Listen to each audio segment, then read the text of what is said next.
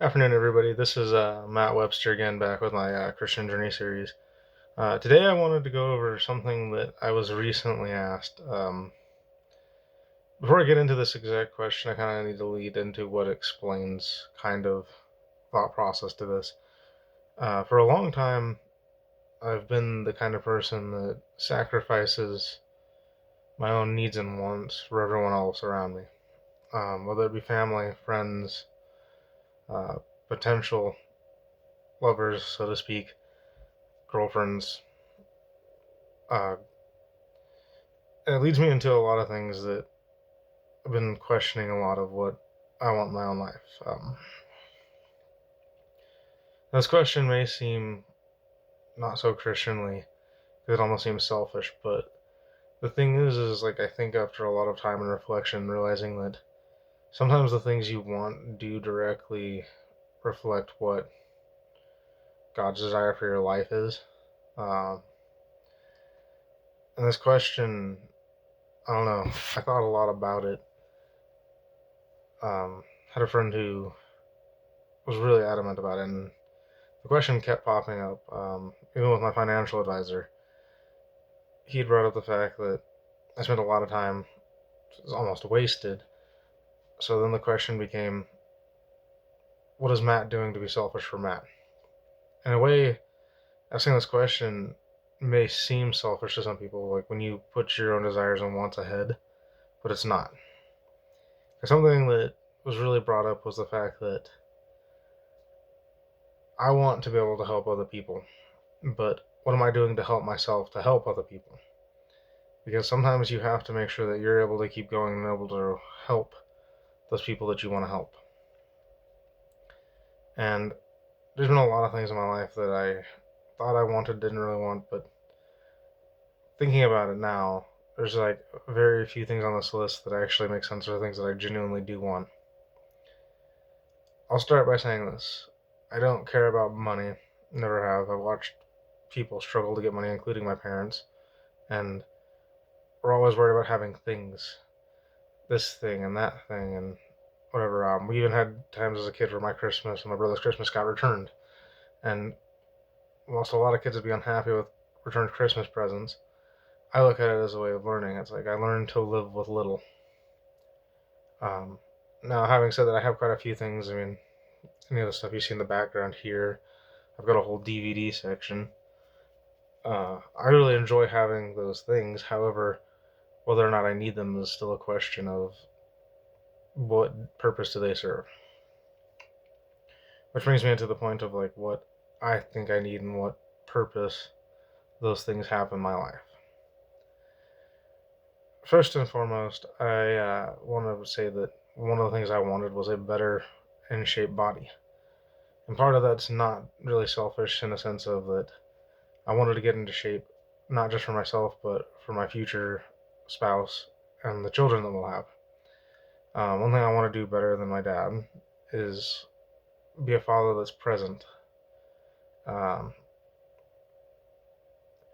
I want to be able to go outside and throw a football around, take my kids to the park, play basketball with them on my shoulders, chase them up and down the slide, watch them laugh, and have a good time. Which leads me to the point about wanting a wife. And these things are at the top of my list. I know some people don't think this makes a lot of sense, because usually finances and stuff come before, but if you can point out a spot in the Bible to me where it says that you need finances to have a spouse, you need this fantastic life to have a spouse. In fact, I mean, there's a lot of times a lot of people don't really count this, but or even look at it. But if you look at how Jesus was raised and how he grew up, Mary and her husband were not very wealthy. In fact, they were very poor. And yet, Jesus grew up in that environment and lived with the most. I think people forget that those with a little technically have a lot. Because you're forgetting the things that you surround yourself with: love, happiness, kindness. All these things are things that we should all be looking for. Now, having said that, wanting a wife for me isn't just about, you know, wanting someone because I'm lonely. It's about finding partnership. I want someone I can rely on when times get hard, because not every day is going to be easy. And a partner that can deal with your ups and downs is very rare in this modern age. Um, there haven't been very many choices in my life where I really thought that this person could be it. In fact, if I'm being honest, there were times where I wanted to be it, but then I didn't really see the signs. There's only actually ever been one time where I thought that person was it, and I saw something and then worth fighting for. Um, which kind of makes it hard because I also understand that person's got needs, and one of their needs is to sometimes be alone and have their own thing, partially because they're scared. And I get it. Life's never easy. Um, and one of my wants is to take care of people. And I know that sounds a little strange because it doesn't really sound selfish, but I enjoy being able to help other people, even in small ways. It does lead me down a rabbit hole though sometimes with those people just continue to want all the time, and I am physically exhausted and worn out. Even now, um, wearing thin and not really sure where things are going. Which leads me to another point about what I really want is someone that honestly doesn't mind staying at home on the couch and just watching a movie. Honestly, I just want presence, I guess, and by presence I mean I want them to be physically there. Um, some people might think that seems like a lot, but honestly, I'm a man of very simple needs. Uh,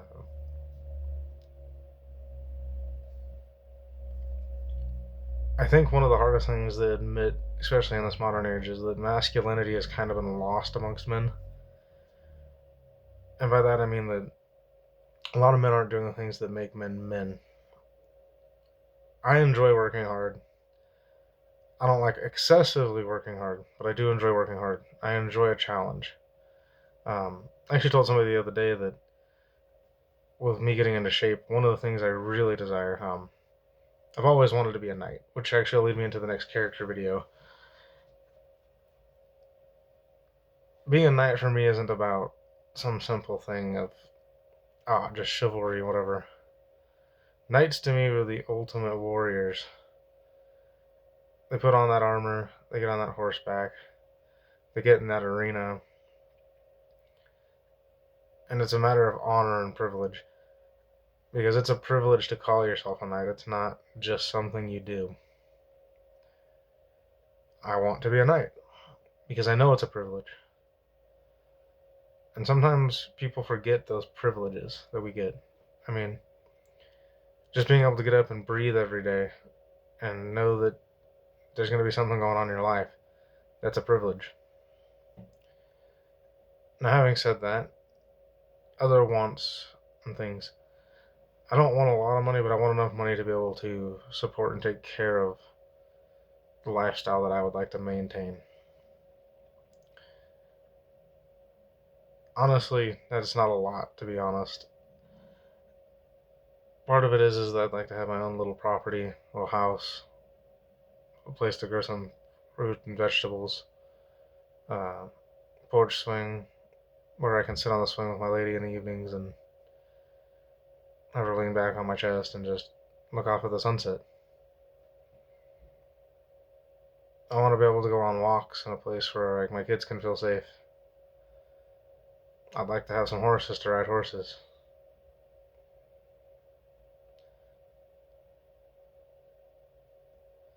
I mean, to me, it's about those simple things in life that we all take for granted sometimes. And honestly, I see how much people struggle to keep up with money and keep up with this and that and the constant changing rules with how finances need to work and stuff. And they are constantly changing if you don't want to believe it. things just get harder and harder all the time because we allow them to get harder. I'd like to see a better society. I'd like to see less of what's going on in the world right now. Will those things probably happen? Probably not.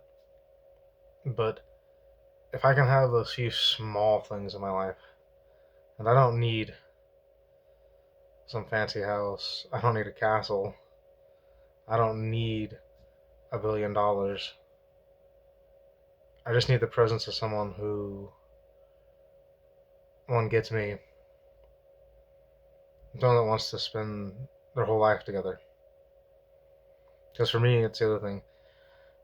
I look at marriage and I think to myself, I want to do it once and once only. So I want that person to be the right person. And finding the right person is not always an easy thing, I would say, especially nowadays. Mostly because we all make things harder than they need to be. And the other thing is this, something that people need to understand, especially with like what Christian values are. You can't depend on your happiness from someone else, because that comes from a place from within you. And people can't give each other what they need. They have to find that within themselves. And there's another answer to that I'll let everyone else explain in their own way, but you need to find completeness before finding someone to be with. You gotta find somebody to be happy with yourself before being with other people. Something I struggle with. And the thing is this, you never tried it completely. So it's like pushing people away and not letting people in can also be a great weakness. Something I'm guilty of at times.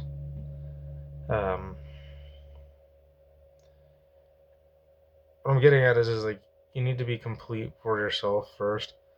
And when you pick somebody, don't pick someone because you think they're going to help facilitate that.